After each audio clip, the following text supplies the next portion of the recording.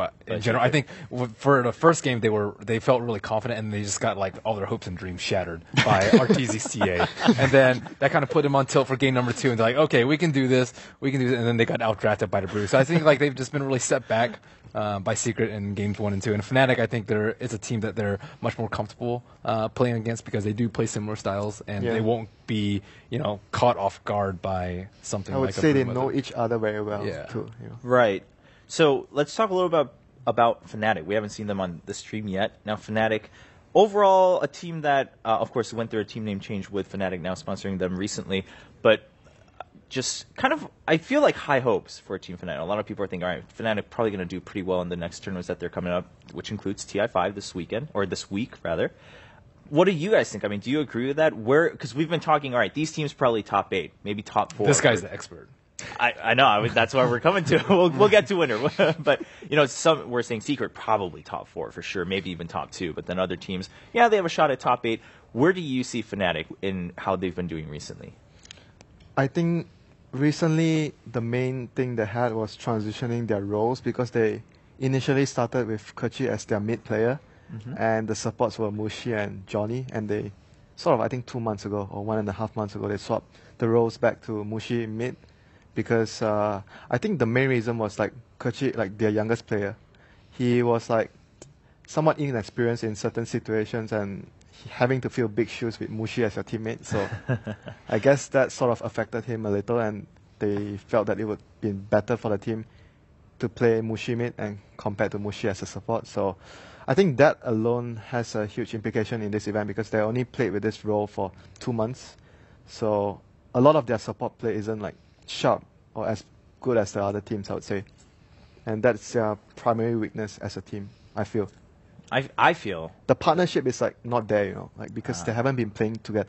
It's very important to be able to have the understanding between the supports. It's like sometimes there are certain situations where you have to do stuff and decide in 1 second, and you can't just like, oh, we gotta do this. You just do it and it works together. The teamwork has to be there between the supports. Yeah. So it's not there for Fnatic right now. That is a good point, and we are seeing them just kind of getting ready to set their stuff up and get ready for their match. I was just supposed to say, I feel that every time I ask about a team, Winter's focus is on the supports, whether it's the supports that are important or the supports are not there yet. They need to get the communication better. Don't underrate supports. I mean, by all means, I think that's a valid point. Obviously, all roles are pretty important, and oftentimes supports are the ones that are most overlooked, if any role is overlooked by people when they talk about teams. So I think it's a good point you bring up, but I just found it interesting that you do like to heavily focus on where the supports lie. Yeah, it's because mainly like a lot of the strategies revolve around, like in the draft, you plan a lot in early game. Okay, guys, we're going to do this. We're going to roam.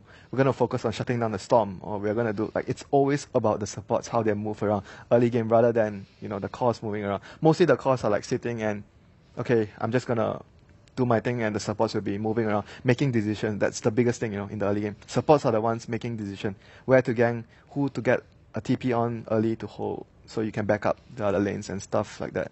So I feel supports are really important in the first 15 minutes. I mean, not to say they are not important later, but no, right, but they play their importance really shines. They play a really huge role in the first 15 minutes. Well, how do you think their two supports compare to Faith and Chuan, who I would definitely say are more experienced? Yeah, definitely Chuan and Faith are more experienced. But I want to say that Johnny and Kerchi, even though they don't have much time playing support together, but at certain moments in the game, sometimes they show brilliance, like in between, separating farm between the two players. Like they have very good farm between the both of them.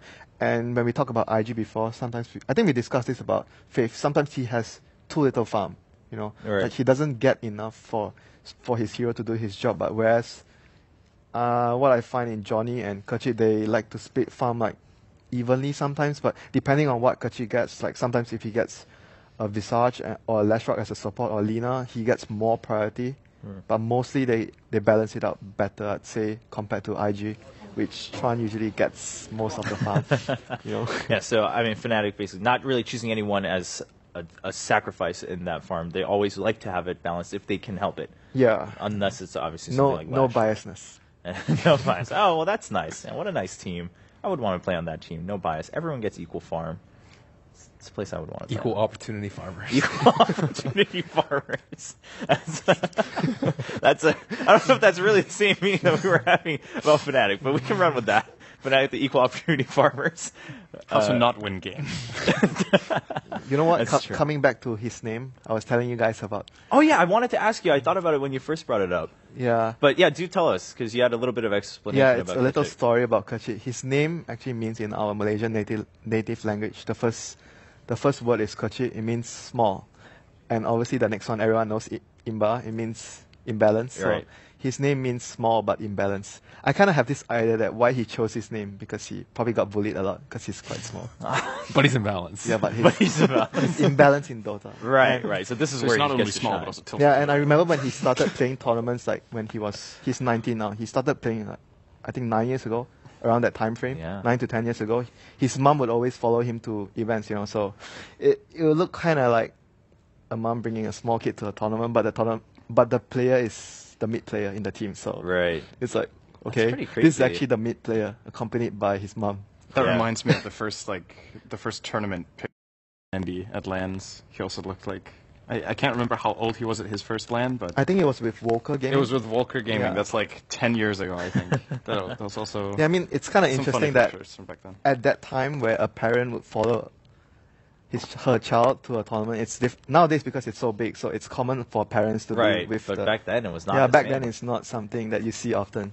Yeah, I mean, we even saw earlier with No Tail's video, right? I mean, ran into some, issues or conflicts with his parents until they were convinced that, okay, this is something you really believe in and whatnot. I mean, yeah, you say it's more common now, but even now, it's definitely something that people note. It's like, oh, your parents are here to watch you. That's pretty cool. Like, that's pretty Yeah, sweet. it's more acceptable, I guess. Right, but Yeah. back then it was like, whoa, your parents are here at a tournament? Like, what's going on? Like, why are they here?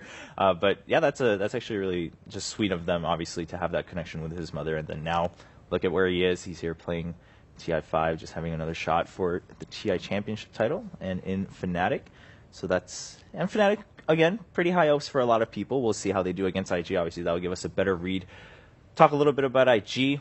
Of course, we saw them against Secret, but we did have to jump into the game a little bit earlier. And you guys mentioned, again, IG, bunch of old school names. Most people, even if you've only watched like TIs in the past, you've heard these names before, even if you're not a complete like Dota 2 veteran fan. But do you think, is that going to affect them anyway in terms of either being overconfident or maybe being a little bit worried about playing against a team like Fnatic, where they're known for their aggression and they have these younger players that maybe could be a little bit more volatile in game? I think they'll try to draw as much as possible on their experience and just try to play their own game. Mm-hmm.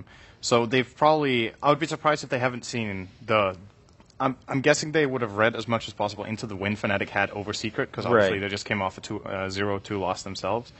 And they will isolate one or two key heroes that they felt like was really important, and they will ban them out. I think it's very likely we don't get to see the Bloodseeker, for example, or that they will pick it themselves in the first phase like they did against Secret Game 1. And then apart from that, just generally just play their own standard style and believe that they just flat out are a stronger team based on experience, which right now I don't think I would agree with IG being stronger than Fnatic just now. But Okay, yeah. that's the mentality they need to have themselves. And if they get off to a good start in the series, I definitely think they will. That's they'll be able to carry on. that's an interesting point you bring up. I always find it very interesting, just if or how teams adapt from game to game, especially in such a long tournament where it's going to be 2 weeks. You have to play so many matches in round robin during your groups, and then even then you're not knocked out, right? You're seeded into the bracket stage. So we saw IG picking Bloodseeker. We were like, hey, did they do that because they saw Fnatic having good success with that against Secret? So now on the flip side, is Fnatic concerned at all about possibly IG taking that if they leave it open? Do you think that's going to be a contention point for both teams, or maybe a little bit more skewed for IG? Anybody? I think most important is they don't just pick hero like based on this team is actually picking this and it's strong.